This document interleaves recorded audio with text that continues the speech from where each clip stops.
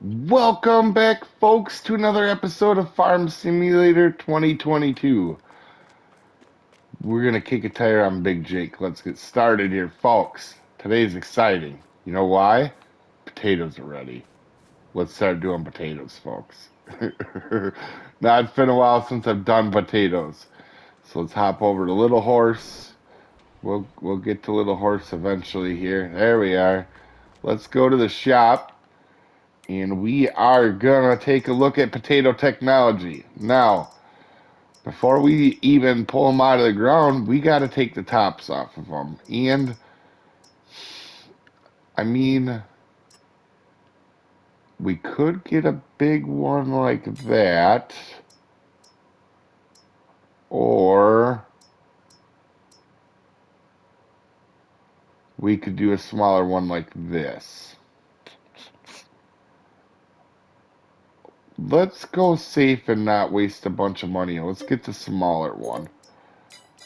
So interesting, we have to use the Little Horse for this because the Big Horse has wide tires on it. Actually, I think it's going to hook up from the other side, right? Right? Oh, no, it's going to hook up from this side. Little Horse actually has narrow tires, so I don't think we're going to wreck the potato crop, but I'm not 100% sure here. So let's head over there and check it out here, folks. So it has been a while since I've been done potatoes, and a lot of times I do them late game where I can afford that big potato harvester. And what if you haven't seen it, it's one of these two. I normally use this one over here, but this is going to be kind of a new experience because I don't remember the last time I did it on a small setup. Let's make sure we're not wrecking them. Oh yeah, we look good. They look like they're still there. I was worried even that Little Horse here would take them off. So we're going to be grinding the heck out of these top of these plants because the potatoes, if you're not familiar, are actually under the ground that we want. I am, I know this sounds dumb, but this is kind of a test run for us. If this goes pretty well, I think we're going to do we may go into heavy into the weird crops that we haven't never really got into, like this, the sugar beets, sugarcane, grapes, and olives. So we'll see how it goes. As it's grapes and olives are pretty expensive to get into. There's not really cheap stuff to get into. But it looks like this deal. Oh, and I forgot to check the score. Oh, man. Let's see. Well, I really bit the bucket on that one. I've been trying to pay attention to our scores really well. I don't know if this area actually has a score. 81. Our environmental score jumped way up, actually. Okay, that's interesting that our environmental score jumped. We're gonna have to take a gander at that. It's 81, and we're gonna have to see kind of how I want to see if it goes up any when we're doing these other ones. I'm gonna try to do a better on that because I feel like for some people, precision farming is kind of an unknown for them. But honestly, this top remover for what we have, um, actually, this is not going bad at all. I mean, this isn't going to take me very long at all here. So let me go ahead and finish this up, and then we're going to actually look at pulling these potatoes out of the ground here, folks. Well, that actually went pretty well. So what we're going to do is we're going to put this topper in here. We're obviously going to keep it. And, oh, we got to turn it off. I didn't realize it was still on. This is going to be our potato. This is all the old bale shed, but I think we're going to put a potato and beet harvester stuff here. Now, we got to run to the shop, and we're going to take a look at harvesters. And we got to keep in mind, we got to try to make it so Little Horse can run it with his narrow tires. If we have to use the Big Horse, we're going to have to change the tires on it because they will just smash the potatoes. One thing I want to mention here is I do not like leasing equipment. I feel like it's a cheaty way, but there is times to use it. And if people like to lease, that's fine for them and could save you some money, especially with harvest equipment.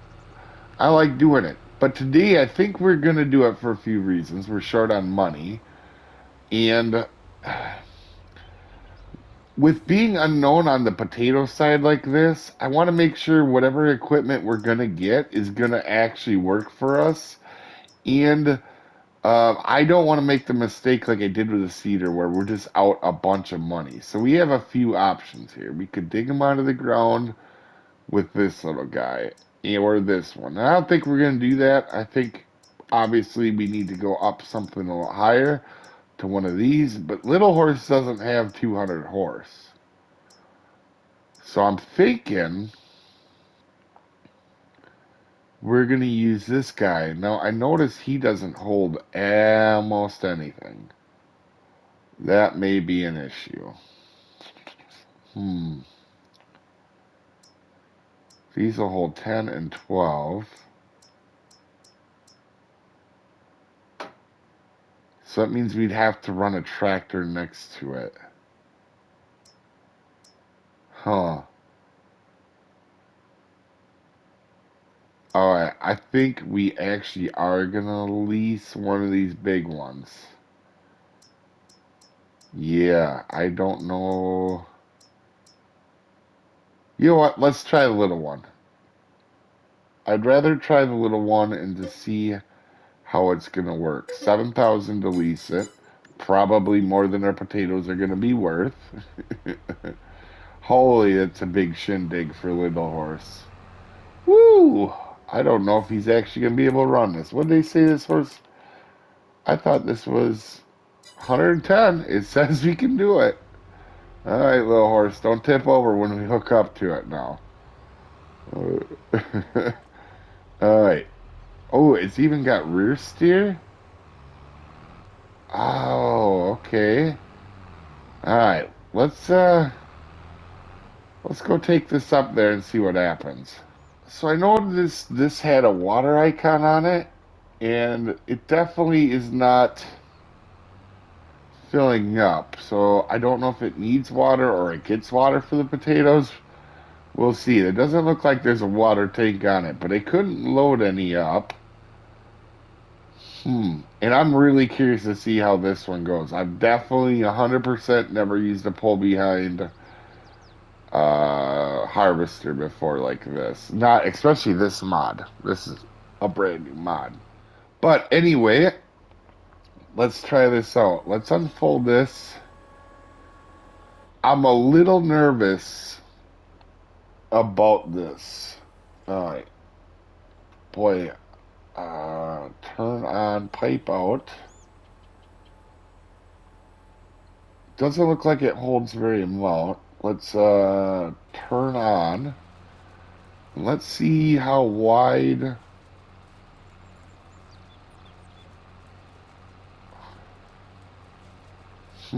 Okay, so it's holding more than it says it was going to. I don't know if we're gonna get this in the semi-trailer though. Huh. Also, I don't know how wide it's actually going. Are we missing? Let's stop. Is it missing stuff over here? It doesn't look like it. Alright, turn on. And you know what? It is really... I think we're okay.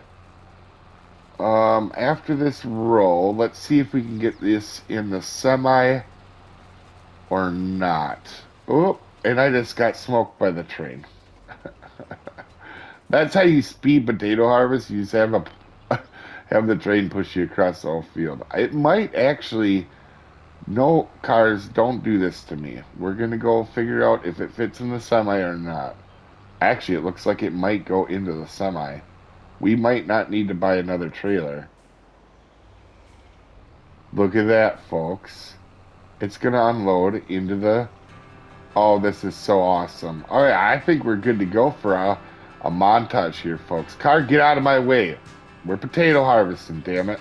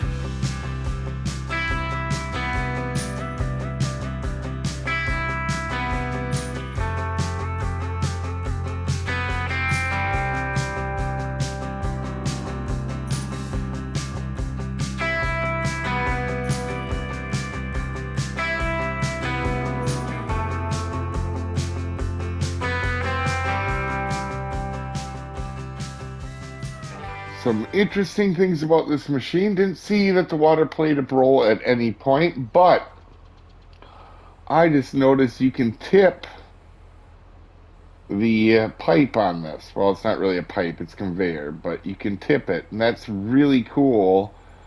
I really think the next harvest we're gonna do, we're gonna actually buy one of these because this thing worked really well.